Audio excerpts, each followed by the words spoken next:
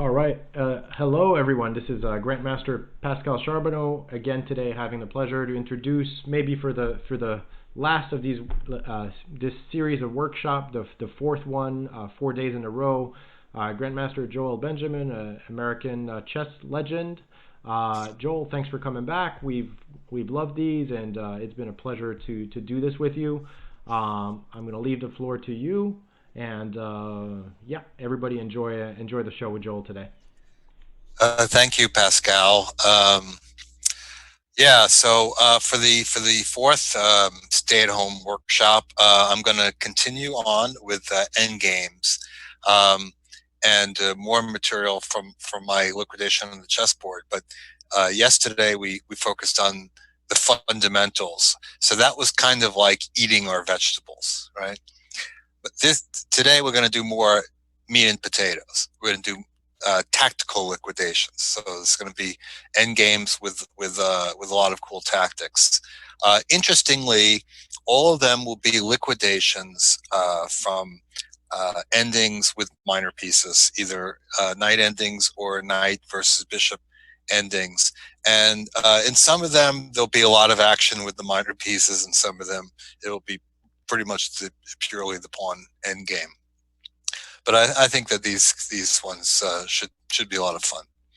Okay, so we start with a position from a game between Sergei Karyakin and Kata Kamsky. Kamsky playing black on move, and you know, these endings can be very, very tricky, and Kamsky, as it turns out, does not quite get it right. He plays the move knight f3, and it certainly is a logical move because black's idea is to play knight d2 to distract the knight, and then the g pawn is ready to roll in. So it, you know, what could be wrong than just, you know, flat out making a queen? But it turns out that white is just in time in this variation. Okay, so he takes the pawn, knight d2. He can't afford to lose time by taking the knight. Having a knight on the board is not important. Black makes a queen too fast, so he has to go and push his pawn right away.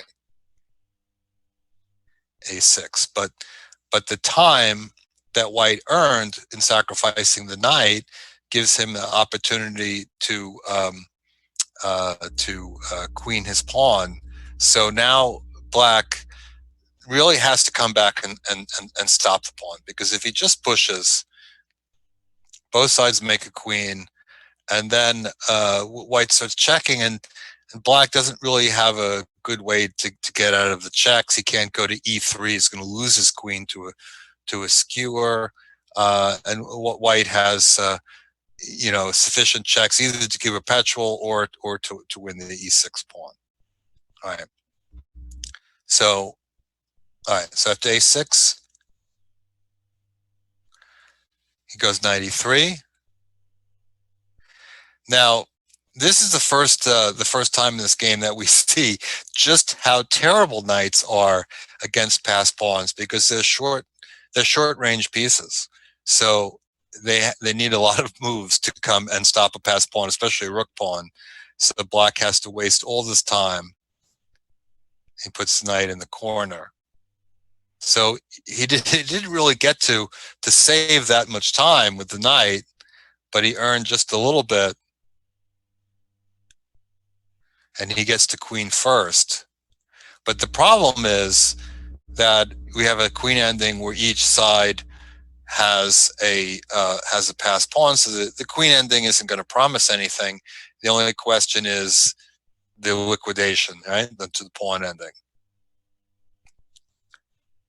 But this isn't quite enough either. If black pushes his pawn, white pushes his, and is going to get ready to queen. So he tries to stop the white pawn.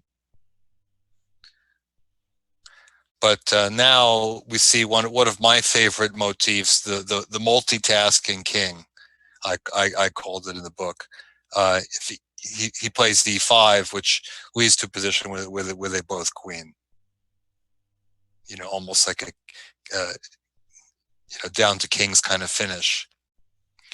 But if black tries instead king c4,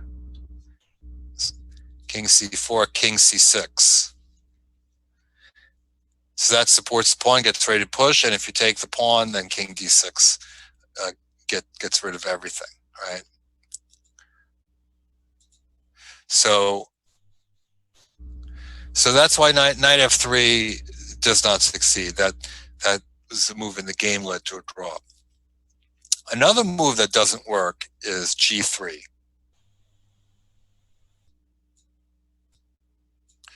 Now note that grandmasters, more so than mere mortals, often shy away from a move like g3 because they want to queen the pawn. They don't want to just win the knight because they know that there could be trouble ahead. King b5. The pawn is not worth taking because the white king needs to support the pawn, and the black knight is in just such a bad position that really all it can do is kind of sacrifice itself.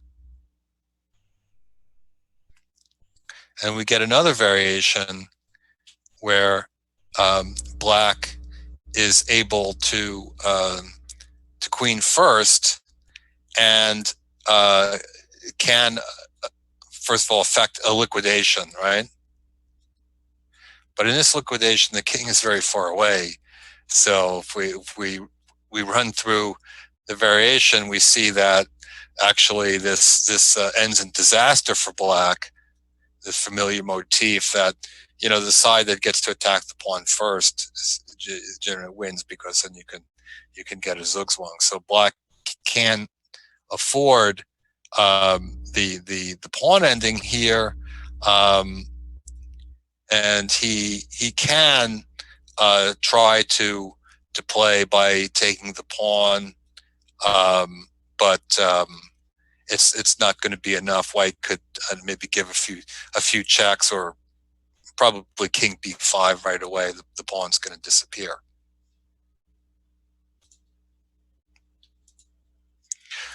Okay, so knight f3 is not going to do it. G3 is not going to do it. So the win that he missed was knight d7. Sorry, the win that he missed was knight d7. Okay, so if white plays king takes pawn, this is just too slow. It just gives away tempo because the king is going to have to come back up to attack the knight.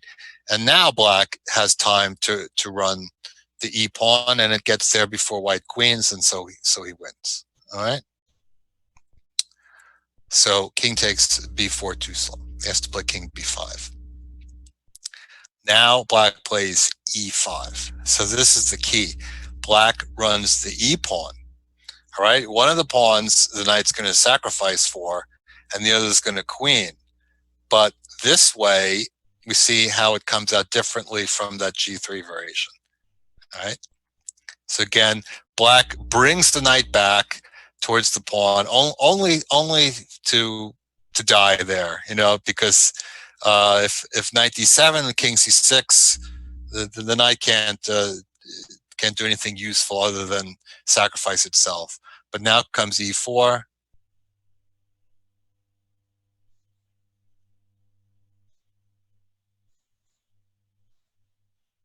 But now we have a very different story from the position that we just looked at, because after check, now, instead of the king being on g3, it's on e3.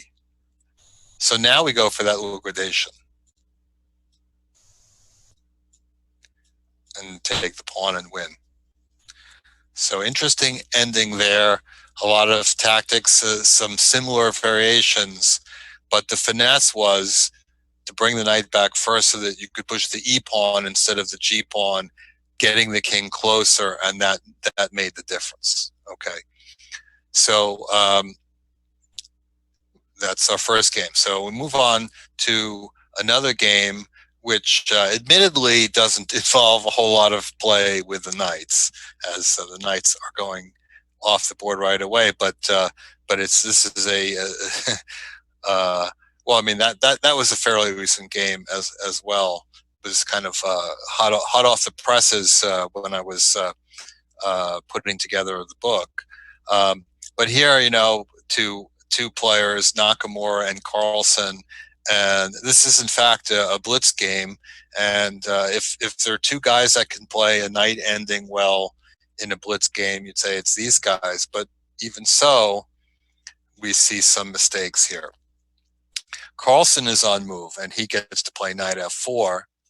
And, well, actually, white can play knight e1 here. And I think he should, objectively, he should play knight e1 because the other is losing. But I guess of course he has to deal with the possibility of g4. Always sacrifices are in the air because knights are so bad at stopping past pawns. So this, that looks pretty difficult.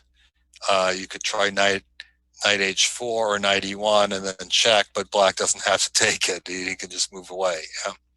Okay, so I guess from that standpoint,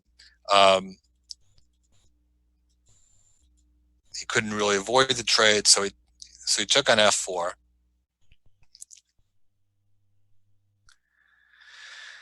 All right, so we have a position with the queen side is almost locked. White has one reserve tempo move on the queen side, which helps him. That's important.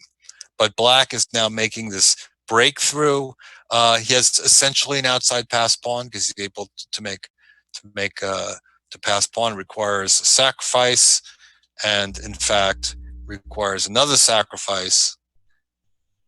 But he can't accept that one because if gf3 h3 just simply makes a queen. So he plays king e3, takes, and now king f2.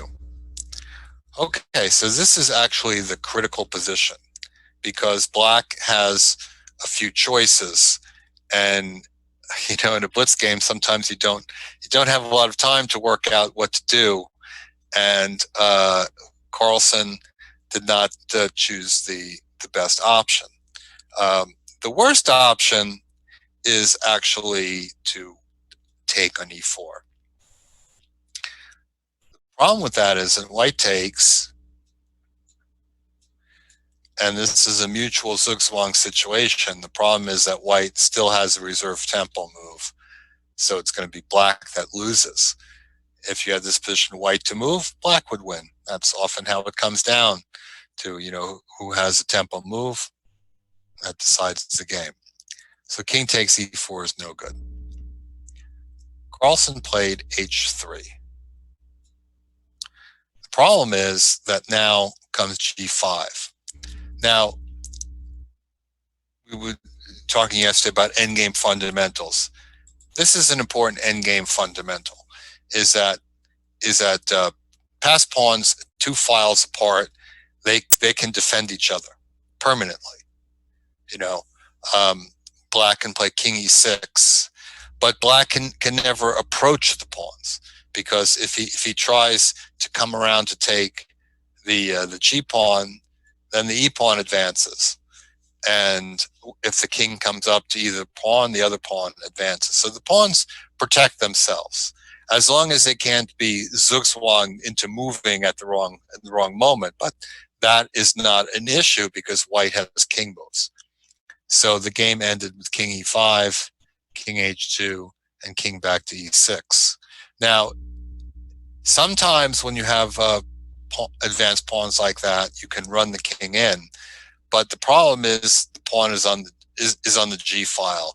If it had been the e file that was the advanced one, this would be possible, but here it isn't, because when black gets in position to make a queen, white queens and stops black from queening. So that would, of course, be suicidal.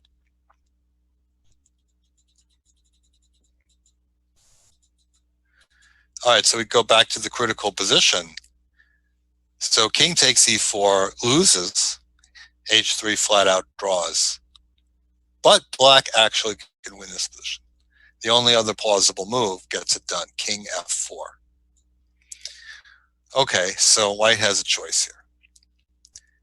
he can take this pawn, but then black takes the g pawn. Took an extra move to take a pawn, but a huge difference because now black has the outside passed pawn, and he's just going to go over and scoop up the e pawn and then come to the queen side and scoop up those pawns. A trivial win. You know, pawn ending 101. So white has to play e5. Now the thing is, it wasn't just a simple move to play king f4, because if black goes back and takes the pawn, this is the same as the first variation we looked at: king f4, king h3, king g5, b4, zoogie yoogie. So black has to go all the way here, and he can. King takes g4. Now he snapped off that pawn. He's threatening to play king f5 and eliminate the other pawn. So white has no time to take on g2. He's got to push. But black is just in time here with king h3. It's interesting that black profits from the fact that he hasn't put the pawn all the way to h3, because that would actually take the square away from the king. All right, now white has a choice if he wants to die quickly or slowly. If king g1, king g3, and this is a mating, this is a pattern that becomes familiar in pawn endings. White queens, but black mates. Black gets the better of that deal. So therefore, what's left is e7, king h2. Both sides make a queen. But black queen's best. And, you know, white moves the king. Black repositions the queen a little bit better and pushes the h-pawn. And actually, the white king being close does not really help at all. It just gets in the way. It makes it harder for white to give checks because black can block either with a cross check or a pin. So this would lead to a completely winning queen ending, which we don't have to get into. It's certainly beyond the scope of pawn endings. So so king f4 was a winning move for Carlsen in that pawn ending, which he wasn't able to find under pressure. Okay, now we're gonna start to get more complicated.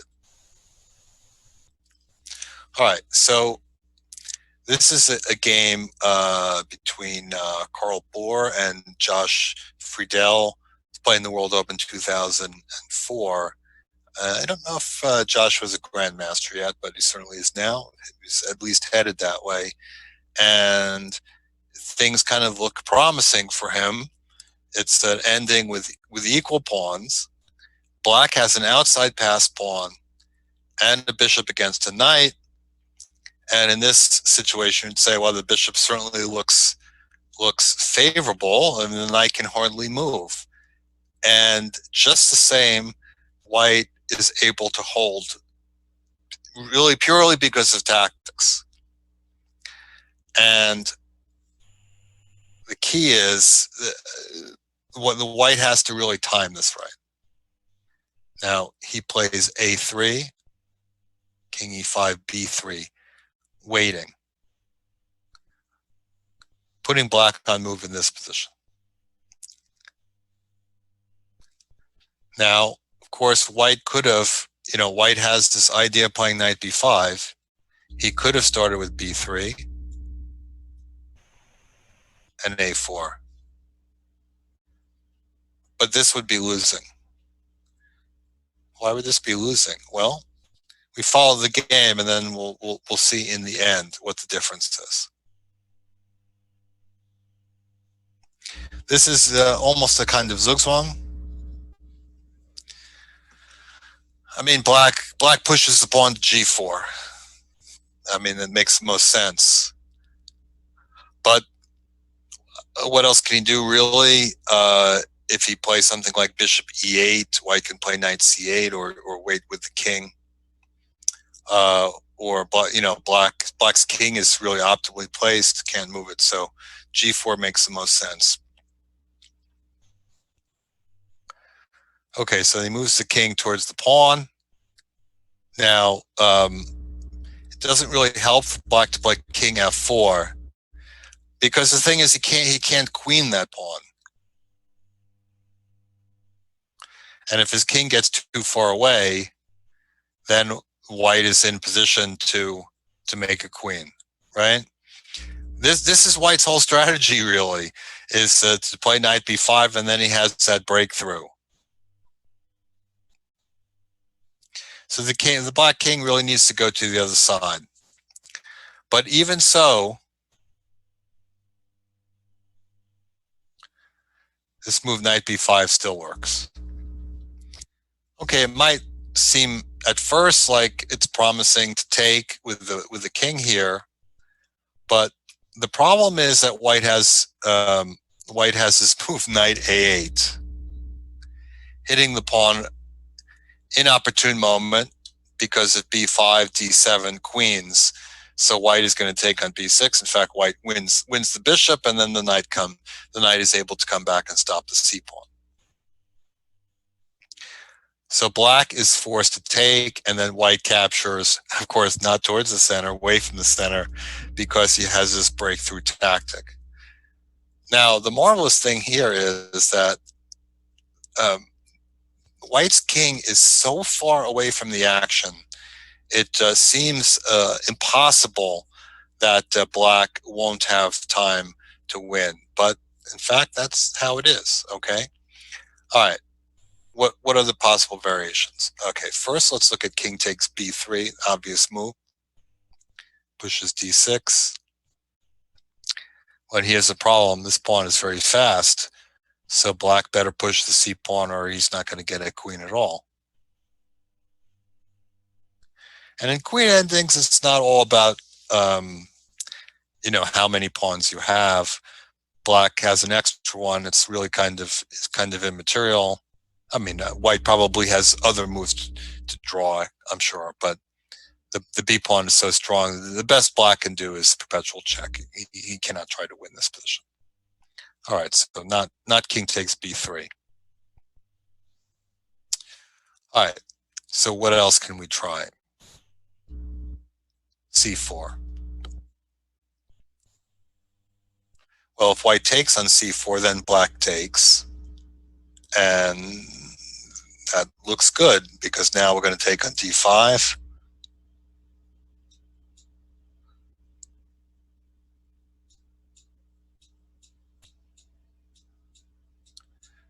Now the white king really does feel far away, yeah? But white doesn't do that. He doesn't take on c4. He goes ahead with the plan. a5 takes. And now this is important. White has to play d6. If he takes on b6,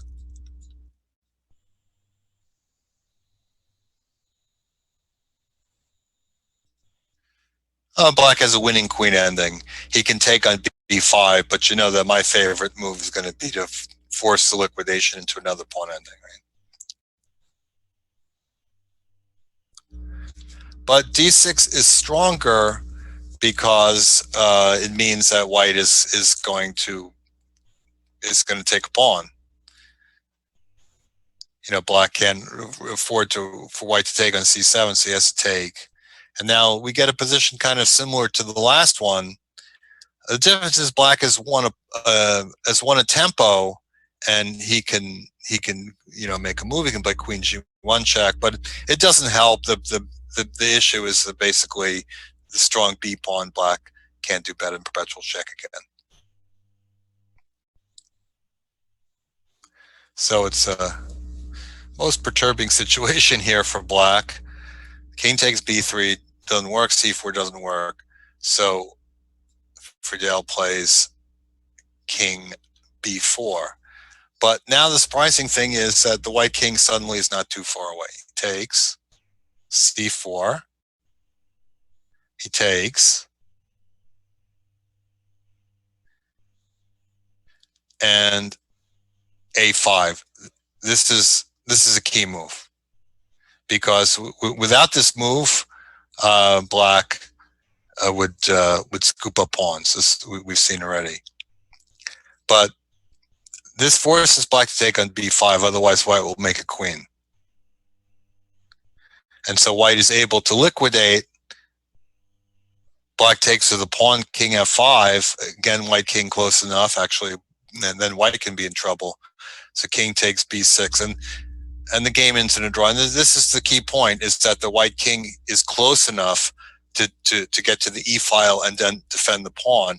If the king would not be able to get to the e file, black would win. He'd take the pawn and then he'd get the opposition with the king, use the reserve tempo move if necessary. So that was really quite an incredible draw with all these breakthroughs, even though the black king seemed to be poised to just eliminate all of the white pawns. But because of these breakthrough tactics, he was slowed down enough so that white would be able to hold.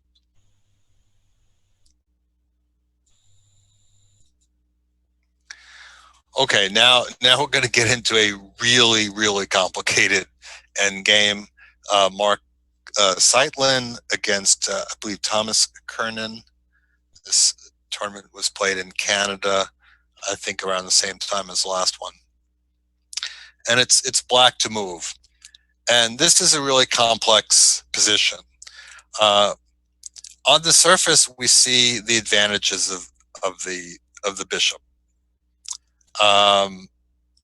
As a long-range piece, it can, from a distance, prevent passed pawns from advancing. But the knight is centralized, and there's potential for a lot of tactics where the bishop is blocked out.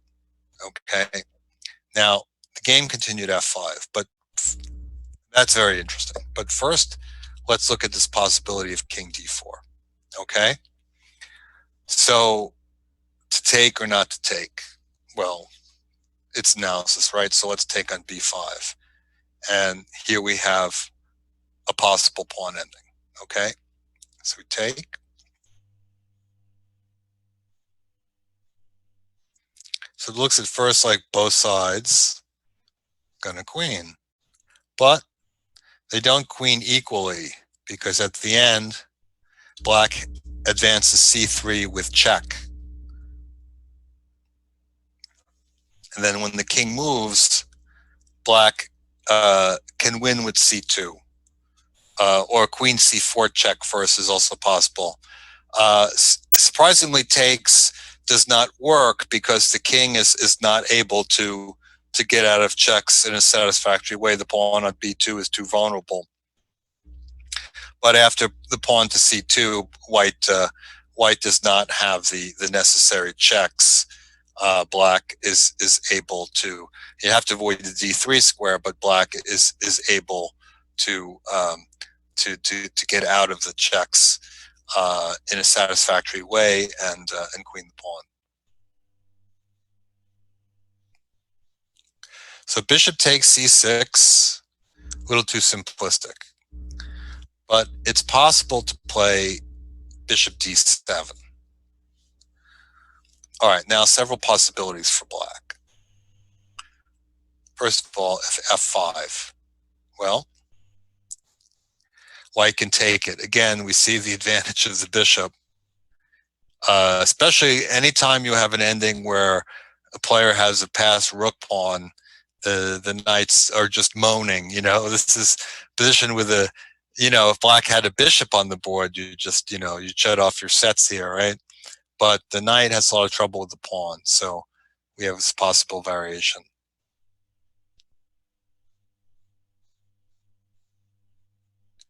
So black gets to make his queen, and if he had one more move, he could be in business, but it's white's move, and white can check and take off the pawn on g7, and black certainly doesn't have any winning chances there.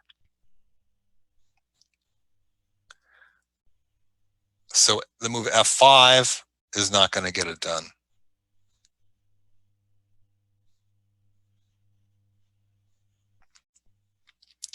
So what if black tries the king move?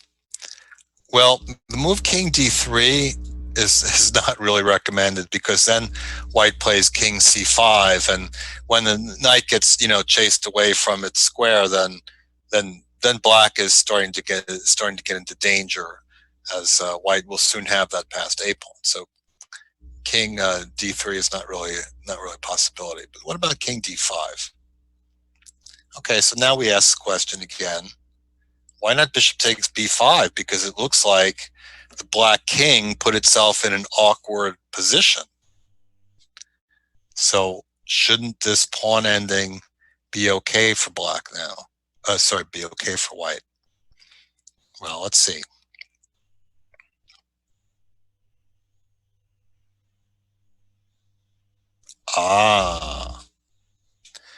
So black is looking at a version of the same trick he used before. Right? Now, white really has to take the pawn, because if he pushes, black is going to be too fast and take the pawn and then b1 with check, right? So white has to take the pawn. f3. All right. So if white just simply pushes, black queens and white doesn't. But he does have the move c4 check. Seems very convenient. c4. It not only gives check, but it blocks that diagonal. So when the king moves, then white is ready to queen. Of course, white has to time this properly, because if his pawn is not already in the 7th rank, black king will come back and catch it. But still, this variation isn't over. White queens.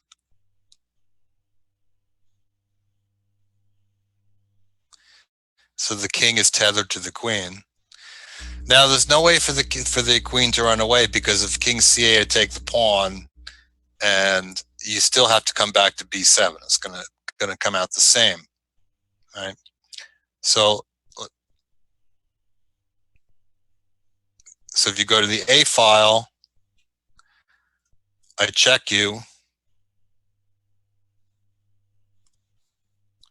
Right? Okay, check, check, check. Now, why did I play king a6? Well, the thing is, if you play king a7, then you take away the a7 square from the queen. So then black can play king c7. Familiar mating pattern for queen endings, but also very common in pawn endings, because pawn endings have a way of becoming queen endings, right? So that's why white's trying king a6. But after takes, the king eventually is forced to the a7 square anyway, because of king c8, queen d7, and mate. Yeah.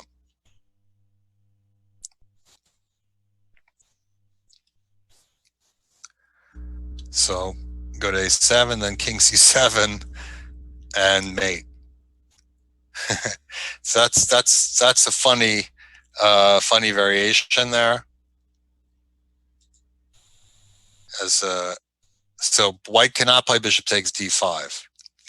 But the thing is that black really didn't advance his cause that much by playing king d5 and king d4 and then king d4. So white can, in this position, play bishop g4, and black has the possibility of coming back with the king and trying to consolidate this. But it's unclear how strong the white winning chances are, the black winning chances are anyway, because he's kind of pretty tied down to those pawns. But he could try to continue from here. All right, so we go back to our starting position, where black played f5. So this enables the white king to take on the strong position at c5, and now black's big idea was knight e4 check. So he blocks the bishop from coming back, and now king d4 defends c pawn, defends the keeps the knight defended, and is preparing to push the pawn to f4. Now, often when I look at a position long enough, I learned something new that I hadn't noticed before. It's why I particularly enjoy showing all my thematic games and end games in classes and camps, because every time something new comes up, and if it doesn't necessarily refute analysis, at least brings up something interesting. It seems that white has a way out here, and now the move bishop d7, I thought that the bishop d7 was not sufficient because of this reason. f4, bishop g4, knight f2. Now threatening to take it. And now the knight has managed to gain time to get in position to take off this pawn.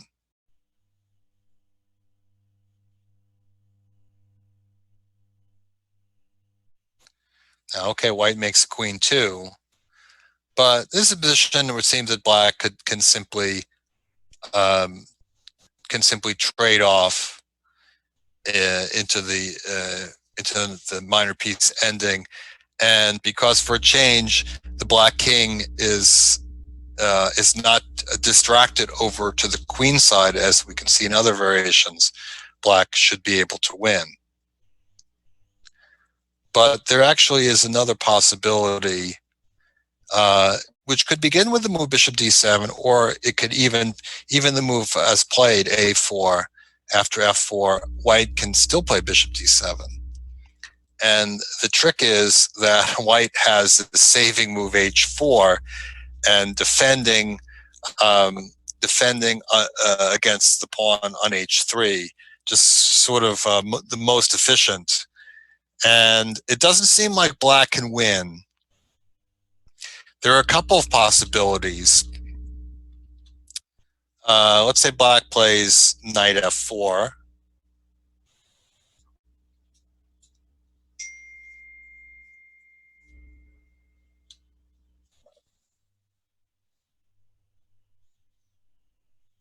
The king has to step back, otherwise the queen.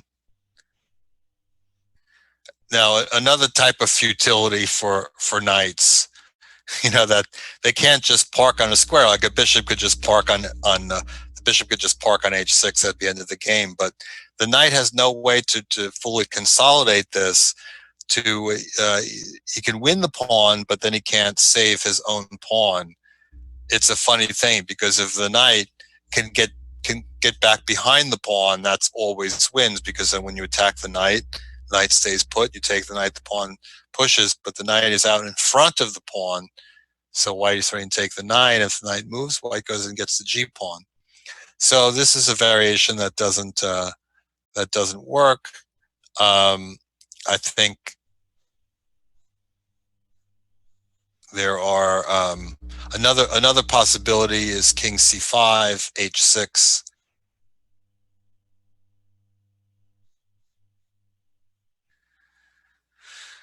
Now, in this variation, black has an h-pawn, but it's still basically the same bad news, is that white is gonna go and get the h-pawn. There's no way black can save it, or black can save it in a manner of speaking. He could do something like this.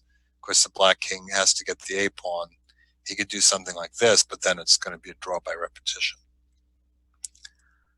Yeah, so that's so it seems that white has the draw with this idea of bishop d3 and h4 and bishop h3, and apparently I missed that in the book. I'm working with a very old copy of Liquidation on the chessboard, which there's this new edition, but I don't recall correcting it. So I think that this is something that I missed in analysis, that this h4 trick to draw the game. And then why I missed it, I don't know, because it shows up quickly in the computer. But the way the game went is a lot more fun. Okay, a5, f3, and then bishop takes e4. Okay, and this allows the crowd-pleasing finish. After bishop takes e4, black. Well, first of all, the idea is that if takes, Okay, now white is in position to push. And now even the c3 trick doesn't work because now white plays a7 and he queens with check, right? So, white was thinking, what is black doing? He's out of his mind. But no, because instead he plays c3. This is the big trick. And the bishop just it can't cover everything, right? If he eliminates this pawn, then, well, you could play c2. You could actually just take it even because bishop goes e4. Just remove that.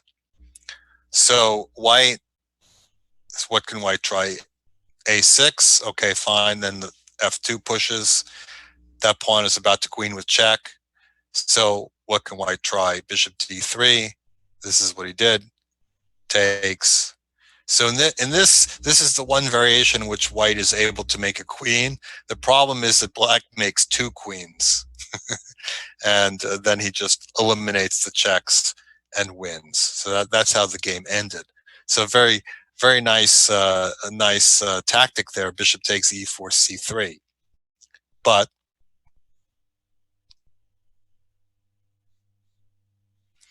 let's go back to that position. White can actually make this a lot harder for black. Instead of bishop takes e4, he can play a6.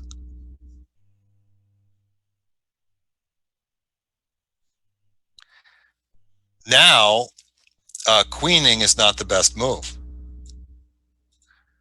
because that allows c3 check, and then we have another position where black is going to make a second queen. So, it's kind of easy to get to this position in your analysis and say, okay, that's over, right?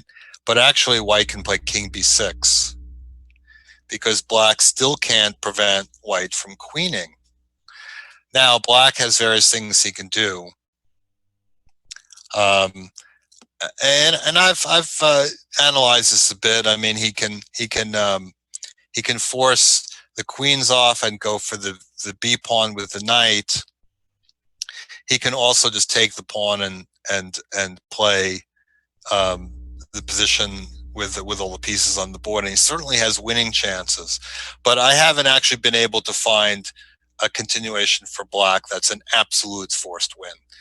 Obviously, he has chances. It's not a draw by any means for white, but it's kind of a stunning way that he can stay in the game to allow black to queen first, and then instead of to queen, to play a quiet move, king b6, and keep the game going. So a lot of interesting possibilities, a lot of crazy tactics. We saw a lot of different things pop up. We saw, one of those, queen endings where the queen and king get trapped in the corner and you have a mate. And we saw a lot of strange races and the c3 trick in a lot of positions. So there's a lot of very interesting tactics in that one. Like I said, a lot of these are kind of more, more for fun than for education. I mean, there are lots of little pieces of it that are useful to appreciate, but mostly this is just to show, how what wonderful tactics you could find in the end game, and why some people find end games boring. And they definitely do not have to be. Okay, now this is a game. I actually had never heard of this game until I started researching for this book, and my thought was like, why isn't this game a more acknowledged classic? Because the way that Nimzowitsch wins this game is really beautiful. Okay. And apropos to Victor Korchnoi, who won that game against me that we looked at before, Nimzowitsch showed he definitely knew something about triangles. Okay, so it's black to move in this position. Well, I mean, black has an ideal looking position. if you want to invent a position where the knight is dominating the bishop, you can't do much better than this. Every one of black's pawns is on light squares. Every one of white's, well, with the exception of the A pawn. The white pawns are on dark squares. They're all targets for the knight, which is outposted against a very, very lame bishop. And the black king is poised in the middle of the board to enter. But still, you need a way in. And there isn't really a direct method. If you play knight d6, he plays bishop d2, say you maneuver around. Okay, white holds the line with the bishop and doesn't want the king to come to e4. Okay, now what to do? Well, knight b1, bishop e1. Now what? You're kind of stuck. If you play a3, now you have no reserve moves, so white can even play bishop d2. You can take it, but you need to be able to play a3, and you don't have it. So white holds.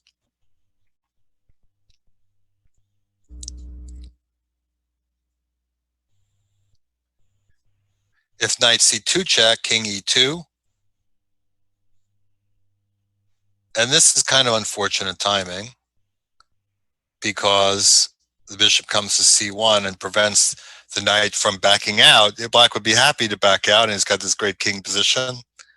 He can sack on d4, but it's not really good enough. Knight a1 is no place to go from there. So basically, if black starts maneuvering the knight, there's no place to go. But Nimzowitsch worked out that it was just it wasn't that the knight couldn't penetrate usefully. It's a timing issue. Okay, so he started with king d6.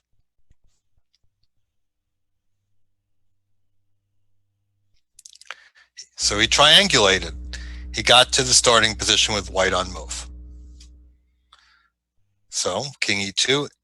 Now he comes. Well, the thing is, the threat of king e4 forces the king back. So knight d5.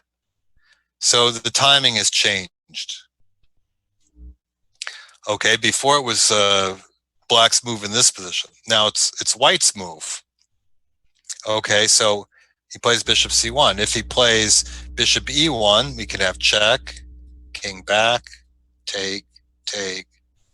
And this is the position we had before, except now black has this reserve pawn move, and he's able to come in with the king and start eating.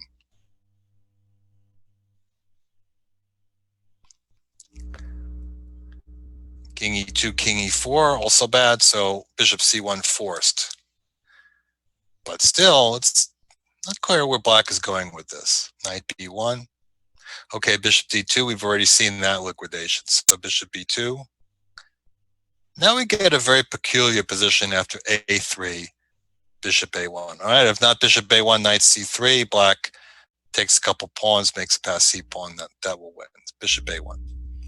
So we have this very odd position where the white bishop is completely entombed, sitting on a1. It can't move without being taken. It's pretty much as useless as a minor piece can be. However, the black knight doesn't look all that much better. It's sitting on b1. It does not have a safe square. c3 pawn is covered, d2 square is covered. So if you're looking for a direct way in, you're not going to find it. However, black may be short of moves, but so is white. And it's another position you can recognize that if it's white to move, black is able to make progress. So what Nimzowitsch did is he did a second triangulation. And you don't see all that many games with a double triangulation, especially when there are other pieces on the board. I mean, I think this ending is fairly unique. King d1. All right, white can play king e3, king d5, but then he's going to have to give ground with the king there. Well, let's take a look at that. King e3, king d5, say king f2. But in this case, if the black knight gets out to d2, that's all she wrote, because the knight can come to b3 to get the bishop or make a queen. So yeah, that's going to be hopeless. All right, so the king goes back, king comes in. All right, so white king can go and take the knight, which is what happens.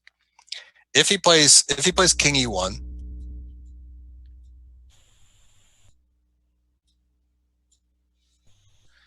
yeah, black can just give the knight, because as we've ascertained, the bishop on a1 is so bad it can't move except to a1 to give itself up.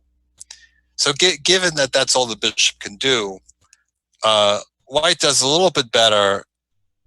It actually doesn't pay for white to try to contest the center of the board.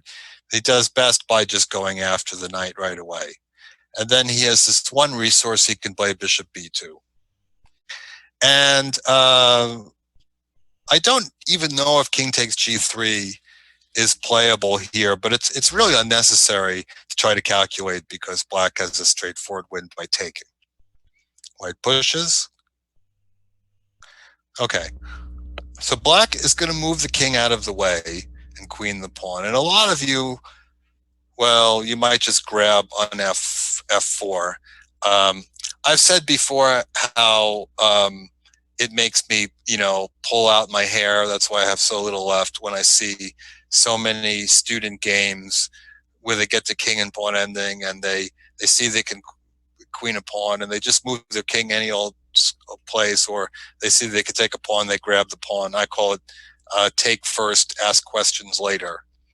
But the easiest way for black to win is what Nimzowitsch did. He plays king h2, and he gets to another pawn ending. Because if pawn endings, the simple pawn endings are the easiest wins you can have. There's no counterplay. There's no having to work out checks or stuff like that. So he just trades queens, and he is just faster. He's ready to put a pawn on the 5th rank, and white is not. So white tried d5, but it's a very unfair race. White needs to put the pawn in the 7th rank and get the king to a supporting square to draw, but he certainly can't do all of those things. So the queen will reign supreme here. So that's an absolutely beautiful endgame by Nimzowitsch. I mean, yeah, it's true that white's position was extremely ugly, but in order to exploit it, he needed to find the double triangulation, which is very, very rare. And then there were some nice touches there with the liquidation into the pawn ending, and then the reliquidation into the second pawn ending. So I don't know, how our viewers feel about that, but like I said, I don't know that game is particularly famous. I'd actually, never seen it until a few years ago, but I think it should be, quite a bit better well known.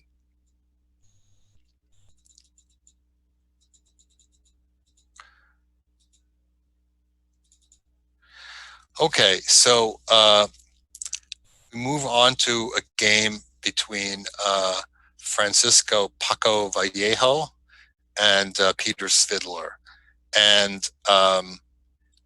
this is really going to be a pure pawn ending. I just started the position where black plays bishop takes d4, and then starts from here. And this is pretty complex because there's a lot of pawns on the board, and I would say that probably the majority of pawn endings don't quite have so many, and that makes it very, very complicated.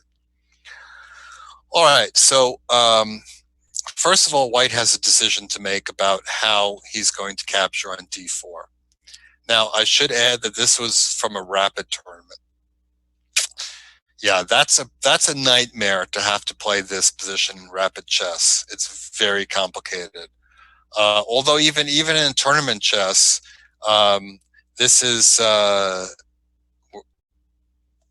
what we still haven't made it to move 40, but you know, you don't necessarily get so much time after move 40 in tournaments, so that even that would be pretty hard. All right, he took with the king.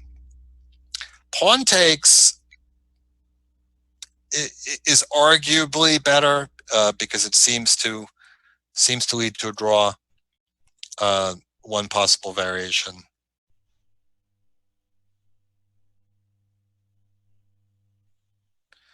And notice that white did a little stutter step to get this position with black on move to not allow the king to come in. So black is forced to use up his last pawn move.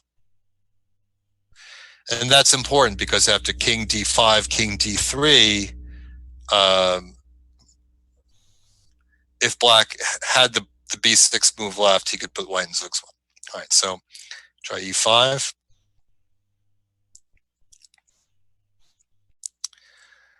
Now a couple possibilities.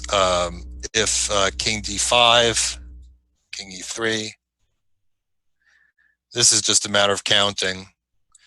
g4, of course, if white plays king g5 to win the pawn, he's losing a lot of time. This is the right way to go.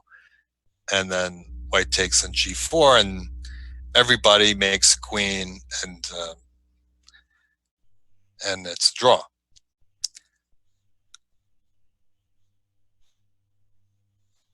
So the other variation is f4, takes. Then we have this race. And again, everybody makes a queen.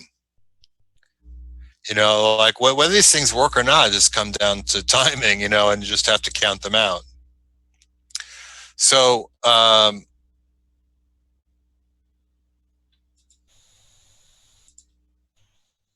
right, so after bishop takes d4, he took with the king. And Fiddler played b5, and he took. I don't think there's really any reason to play a5 because it's very unlikely that white is going to be able to get to the queenside pawns. So he trades. And then he plays e4. Now there's a lot of interesting possibilities here. White can play f4.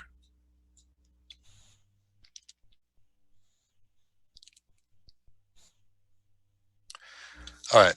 Now, if he takes on e5 and undoubles the pawns, he's going to lose the game. And basically, he's going to lose the game the way, in the manner that that unfolded. So we'll see why black gets that passed pawn in the middle of the board.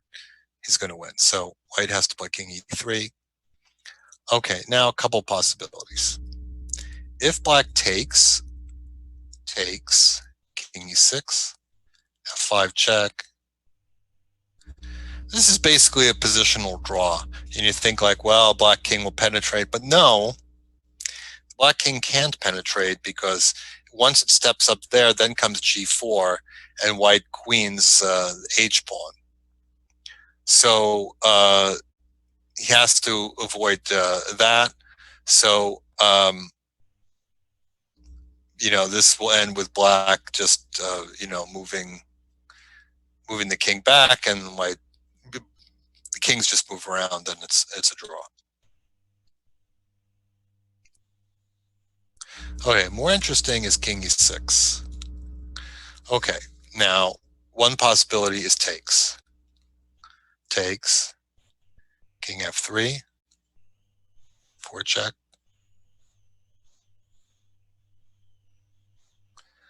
And now I think the best move is king f3.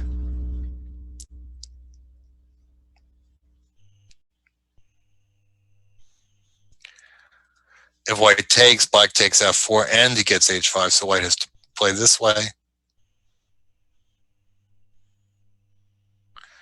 Now, another variation where where everybody makes queen. Now it's white to move, which is important. If it's black to move, black would just trade queens. Queen f5 check. So white can keep queens on the board. The queen in f1 protects the pawn on b5. I think chances are very good that the black king is gonna come over and is gonna win the b pawn. Stockfish was giving black a decisive advantage here. I don't know. This is one of those times when you would put it on on the table base, and then you get a perfect answer. But in reality, black has winning chances, probably good winning chances. Even if it's a table based draw, it's not always easy to play perfectly. So we come back to the position white took on f5, and this move is not ideal. So actually king f3 is a better move. And we could see takes. Now, just visually, this looks like looks suicidal for white, because now black has his protected pass pawn. The white king side is totally frozen. You can't try to do anything without a sacrifice. And the pawn in e4 also takes away a key square, so white doesn't have the d3 square for the king. So it kind of seems lost. Now, but somehow it isn't.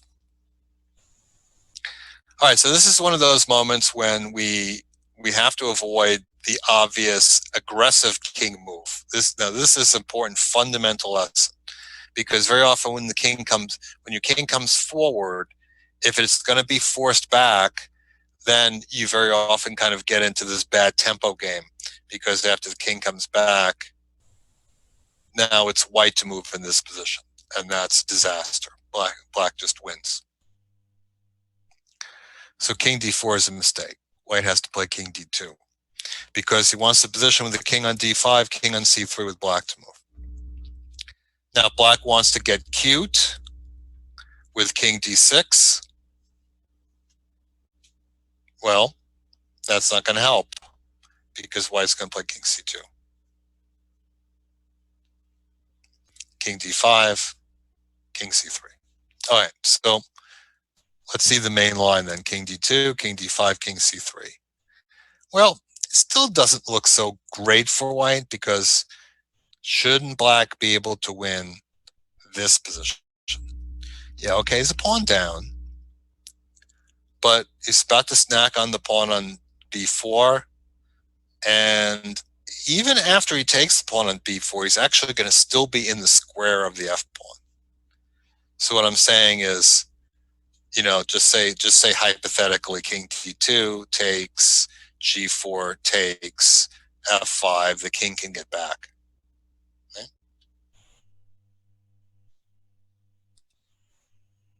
So it looks like it looks like this position is hopeless for white, but in fact this is still a draw, because white plays king e3 and king d4. White shoulders the black king. All right, he forces it to the side, and then white is going to be able to play g4. All right, so a couple of variations. Let's try king a5, g4, and takes, and push this guy. All right, so white king has to come back because it's going to queen with check.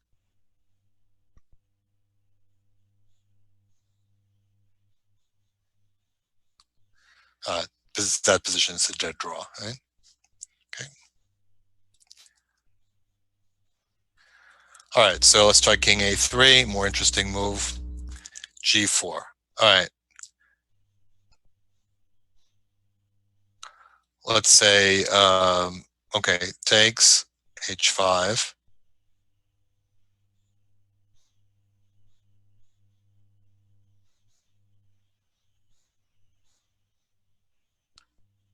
Let me try the other variation first, actually.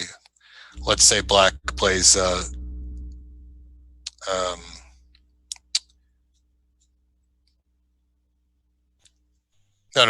it's g4, it's hg, yeah. h5, let's try g3 here again. g3, king e3.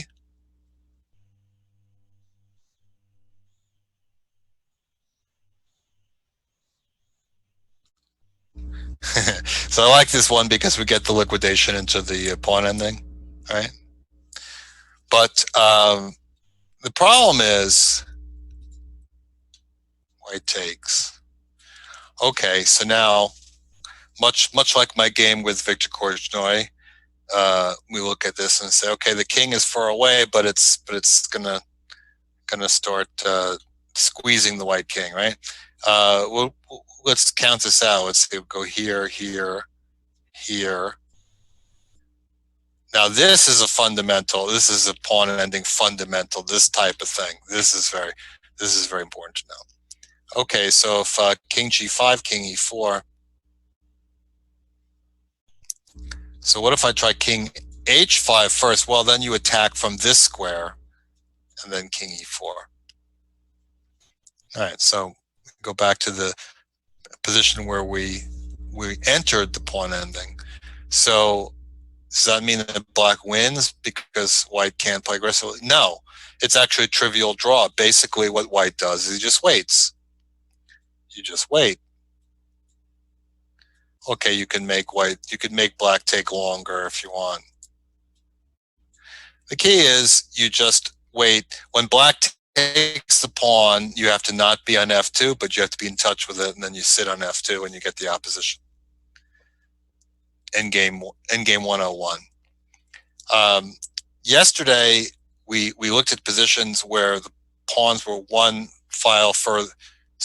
rank further up. For instance, black pawn on f4, white pawn on f3, and in that situation, when black gets the opposition, he would win, but not with the pawn on f4 and f5. Okay, so let's go back to g4, hg. All right, so let's queen the b pawn. Let's look at this variation. All right, so this one looks like it could be promising black as a pawn up. The problem is he can't get out of the checks. White just makes sure that black is not able to interpose the queen. Well, okay. Here he can't interpose the queen. Here he can try to interpose the queen, but he still doesn't manage to get out of the checks.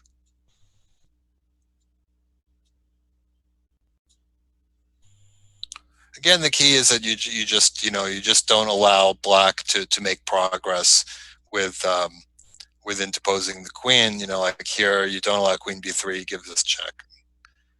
Also, if you get a check where you could take the pawn on f5, that probably is good enough to draw as well. So that would be a draw. Now we have a bit of backing up to do, yeah.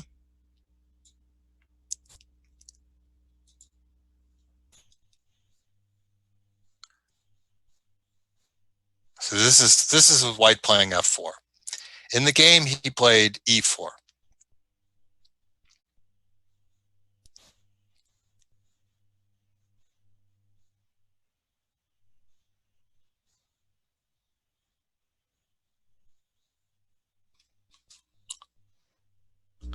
All right, so now he has a choice between king e3 and king d3.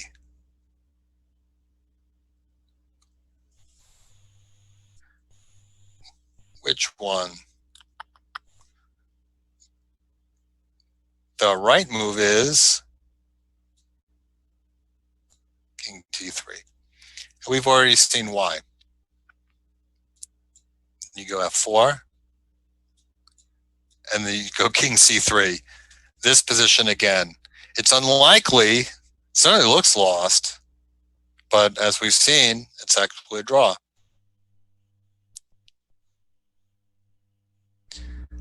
In the game, instead he played king e3. And now it comes out to a fairly routine loss, the e4 check. If he plays king e3,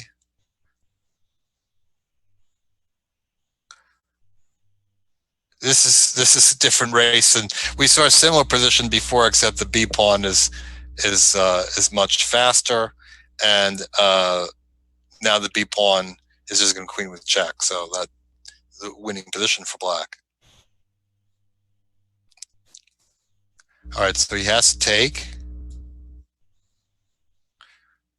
But now black just wins because he's able to penetrate and eat the king side. White does not have enough time to run to the queen side.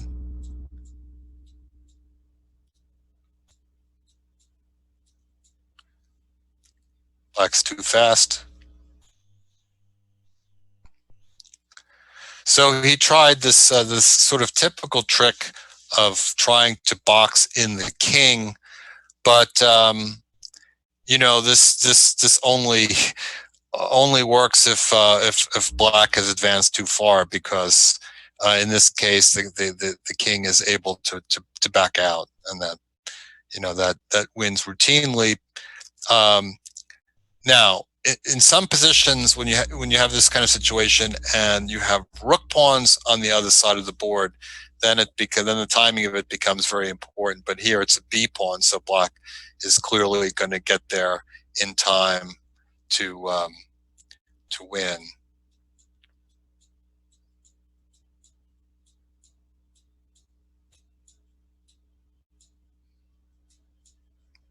This, for instance. Now, if you have this kind of setup with the king on the, if you move everything over one file, then it's not winning. But of course, this is very simple. So so Fiddler was able to win that ending, which is very complicated. You know, like in the beginning, I would say that at the start of it, it's not even totally clear that black should be better in this ending. But you know, I guess because of the greater coverage of in the center with the pawns, and that did it for him. Joel, this is Pascal. I actually have an audience question, which I missed a few minutes ago. Sorry about that. Okay. The question here, and it's from someone named Undisputed29. The question is there a trick or specific motifs to look out for when evaluating pawn endgames with many pawns?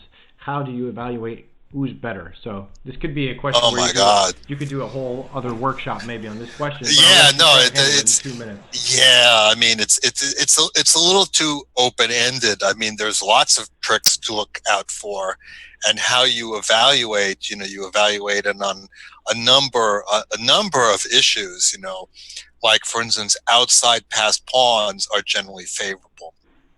Protected passed pawns are very favorable. Connected passed pawns are very favorable. Certain weaknesses, whether one side has a blocked majority. For instance, in this game, Fiddler was able to win because he was able to boil it down to a position where white had this useless majority. Like if you should do this white pawn back down to h3, then we suddenly have a position where white is probably winning, because then he's going to be able to make an outside pass pawn, distract the king, and then go in and eat the b5 pawn. So there, you know, like weaknesses in your pawn structure. There are so many different features. This just there isn't just like one answer that, you know, that fits all.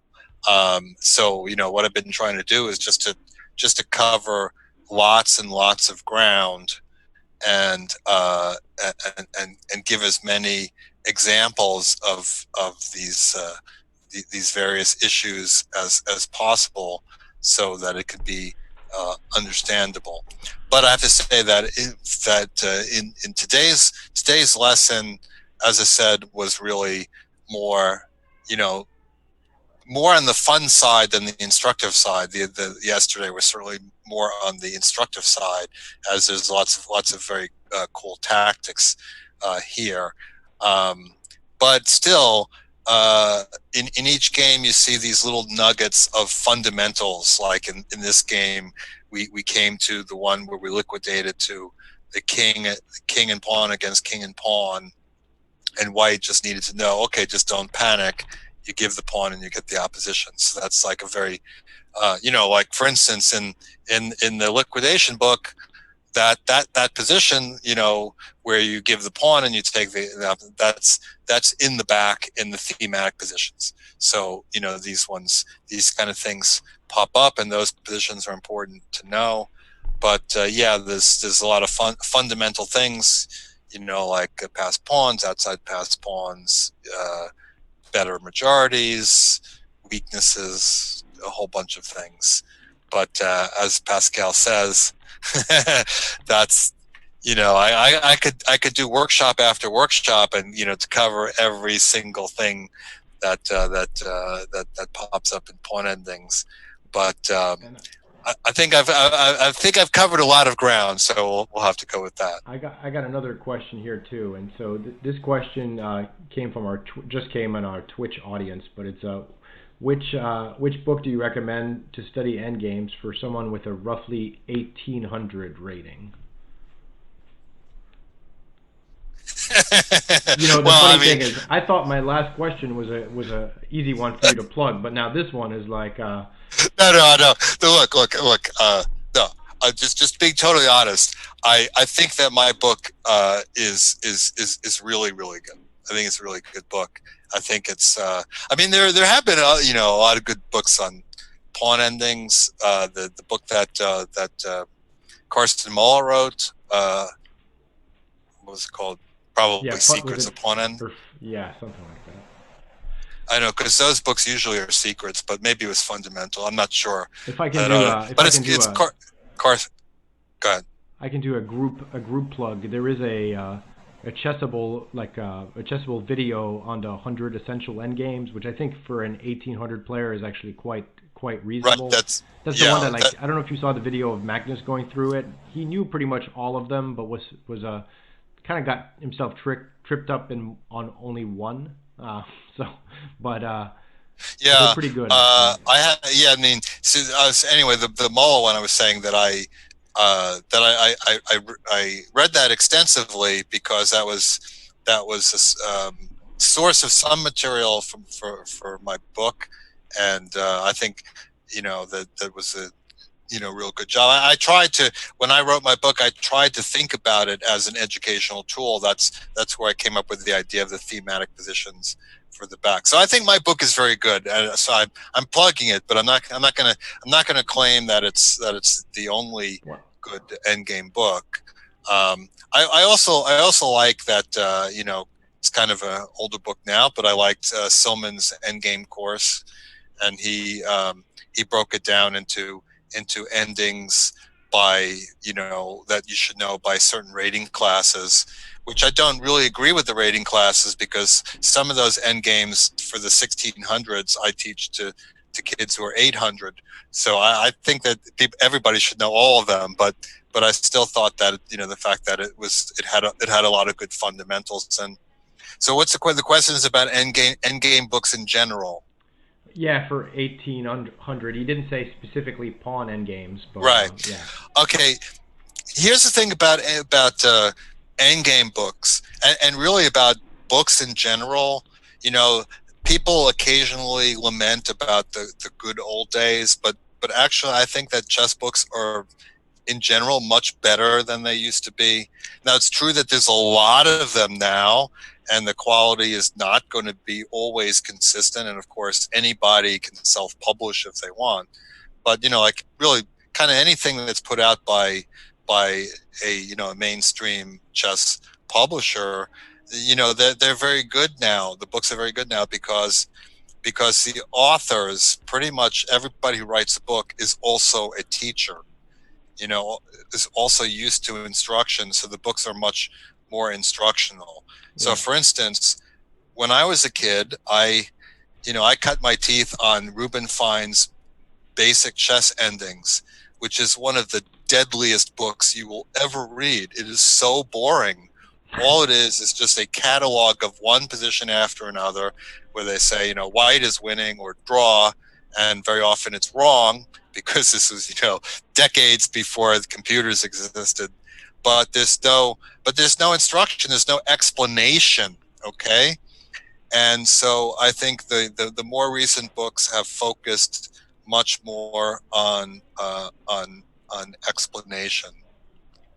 So yeah, the 100. Would you say 100? Was it called 100 It's endings everyone should know, or yeah, something. I think that's what it is. Yeah, and it's actually based from a on a Spanish book. The video is with John Bartholomew, but the video? There was a Spanish book. You're right. Yes. it's De La Was it Villa. De La Villa? Yeah. I Yeah. think it might be De La Villa. Yeah. I uh, I have leafed through that book. I haven't read it that carefully, but I mean, I sort of um, I remember I thought I thought that book was actually a bit drier than I expected it to be, but I bet the video is better because videos by definition involve lots of explanation, you know, and Yeah. that's what you really need. Any book that has a lot of explanation, and I really try to do that, not just give variations, but try to explain the principles. You know, what is the universal truth? Just like I tried to do here, and those types of endgame books. I mean, those types of books in general, but those types of endgame books are very useful. There was also an old one that I did like, and I used it a little bit as a source. It was a book by Belyavsky and Michal Shishin, and it I was, know that one. yeah, what's it called though? Oh man.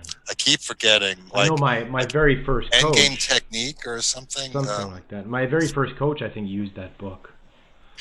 If you Google Endgame Michal Shishin and Belyavsky, you'll get the one, and I like that.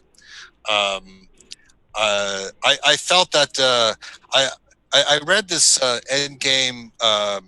What's the one by this one a book by Shirashevsky, Endgame? Yes, just all these names are so kind of prosaic. It's very hard to. Right. I thought that was overrated, to be honest, because I didn't see I really didn't see what was tying the end games together. You know, it's just a lot of positions, but I didn't really see what I was supposed to learn from each of them. So that's what I look for. And you can even if you well, I was going to say you thumb through a book, but nobody can do that anymore. It's like Yeah, you can only really do things online. You can only buy online now. that one is called Endgame Strategy, and then Bilyatsky, I'm gonna find that one. Yeah, it might have been like, I think it had something about Endgame Technique, something like that. I Yeah, mean, winning endgame technique. I actually do winning. remember like it's this old like Batsford cover. I have it in this room somewhere. Yeah. I have it in this room somewhere. Now I'm looking around at my library. Van Perlo's Endgame Tactics was a lot of fun. That's not necessarily an educational one, but that was a lot of fun. And you know, the one that had the big reputation when I was a kid was Practical Chess Endings by Carries, and I agree that it's a better book than Rupert Fiennes. One of the real I classics. still like the new ones. One of the real classics I remember from when I was a kid was the Smyslov book. Was that Rook Endings only? I don't know. I mean, there's a whole collection of them. Rook endings, bishop endings. I have a lot of them. I'm looking now at bishop endings. That one was Averbach. I don't know exactly which ones I have.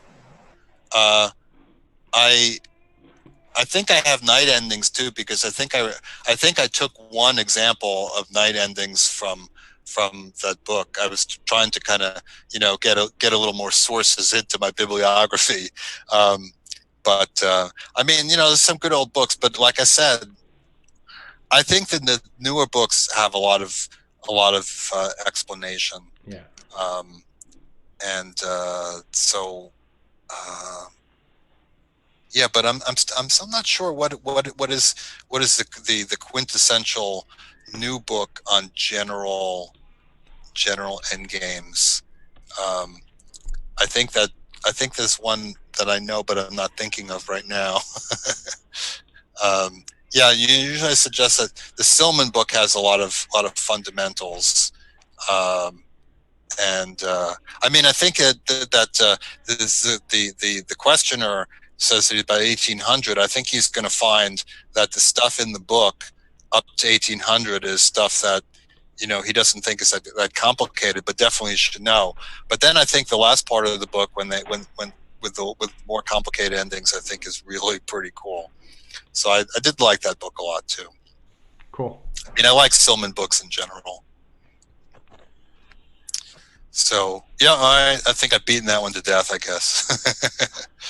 should we mention to everybody about our special promotion that's going on? That if you are thinking about upgrading to a premium membership, and why don't you have one already? But we'll forget that for the moment.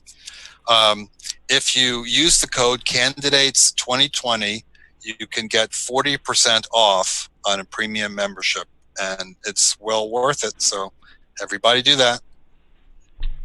Yeah, I may say that giving once you have premium membership, you have access to all of our video series. There's some stuff, for example, since we're talking about endgames, there is some stuff from Dvoretsky and Yusupov, and there's a lot of opening stuff too. So there's a few really good repertoire ones. Also, one that I really like that we just came out with a video series is with Jan Gustafsson and Laurent Fressinet, and it's really an opening series, but it's based on pawn structures. So they go through like many hours through the Carlsbad structure. They go through all these like the isolated queen pawn, like just different sort of essential structures, and it's really a good one to watch for people of different levels, because it applies to pretty much any opening that people can play. Whether you play the C3 Sicilian or the Queen's Gambit or the French, or they actually do go through some French structures also, like the E5 D4 versus E6 D5 scheme. So anyway, that's the last of that plug, I guess. It's just you brought up Dvoretsky. I have actually never read any books by Dvoretsky, and the reason is because he was extremely mean to me. He did an interview where he went out of his way to say horrible things about me. Do you know why? Like why? Yes, I do. Okay. I do know why. I do know why, because I won the first Samford Fellowship, and I was told like, oh, we have the great coach Mark Dvoretsky lined up, do a session with you, and I said I was not interested. I see. Okay. Well, okay. The thing is, people say like, wow, I'm not interested. Well, why? He's a great coach. Blah, blah, blah. Well, I'll tell you what my thinking was. I was a 22-year-old grandmaster, and I thought Dvoretsky is a guy who was, a washout at tournament chess.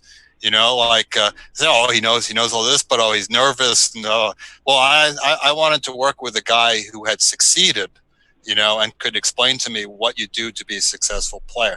That was my thinking. So I set up a coaching session with Victor Korchnoi, who was really nice to me always, which is very rare because Korchnoi was a nasty guy. Yeah. He was a very surly, taciturn, whatever you want to call it. There was one World Team Championship where Yermolinsky was thinking about asking out of playing against Switzerland because he didn't want, Korchnoi to yell at him after the game. Yeah. And then he said, "Oh, okay, I can accept some abuse." And he played a game, made an easy draw with black, and Korchnoi told him he didn't know how to play. But anyway, back to Dvoretsky.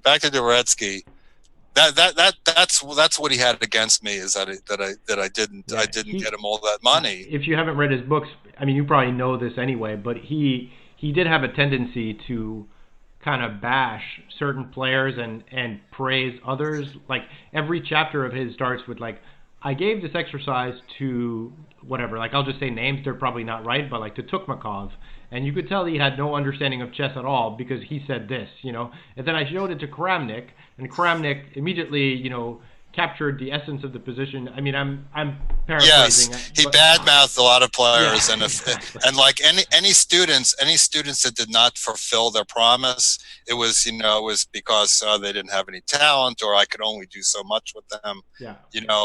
But like if they were terribly successful, it's because of my wonderful training techniques. Now But that being said, I do think his books had interesting concepts though, and that he, there was some legitimacy to his fame and the oh, content in it. So I'm not disputing that, but I never read any of them because I just couldn't stand to read anything by him because he was so incredibly nasty, and like he just said so yeah, many horrible things about me, and he didn't even know me personally.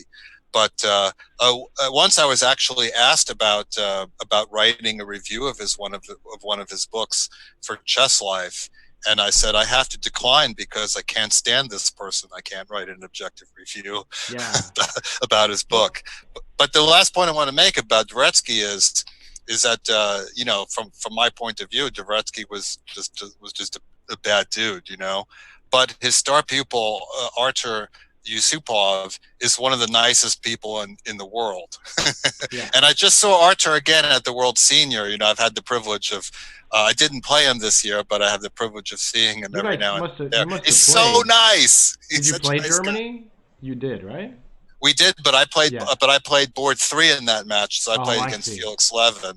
Yeah. Greg played against Artur this year. I played against Artur in so many Olympiads. I played him in the student team Olympiad. I played him in the regular Olympiad, and I played him in the senior That's Olympiad. So I played him at you every guys are. level, That's pretty and funny. I set a record because I beat him. What was it? 37 years. I won 2 games against him, 37 years apart. Okay, that's pretty. Wow. Shows you how old I am now. Well, let's not talk about that. Yeah, I'm in the high risk group. Well, hopefully that's why this is the stay-at-home workshop. I'm isolating as much as Stay at possible. home for our audience, but also for you. So, There you go. yeah. All right. Well, you were done with the chess, I guess, right? Yes, yeah, that was the last game. All right. Well, so So I'd like to thank you for all of the effort and all of the content. I think this was really instructive. it was a lot of Instructive fun and on my end. Yeah. good. We're glad you liked it. I mean, as we talk at the end of this, I realized that maybe one day we should just do a Q&A. Like I can host it. I'll actually show myself on camera too, and Oh we yeah. can just go through some of your stories. And I think the audience, you obviously have a lot of them. We didn't Yeah. I don't think anybody asked you about Kasparov or any of Or those Deep Blue. stories. Oh my Or Deep God, how Blue, often I get asked about Deep yeah, Blue. Yeah. so I'm sure that those maybe they even get tiring after a while, but it's obviously still a relevant topic with Some of those chess, so. questions, like the question, did Deep Blue cheat? I No, mean, no, yeah, of course we can. I glaze over when I hear that one. Yeah. No. No, tell us really. Yeah. Yeah. Um, you can wink. You can wink. No, but yeah, no. Thanks again, Joel, and hopefully we do something again together as a website, but also Looking personally. forward to it. Yeah. All right, thanks everybody for tuning in. All right. Bye, everyone.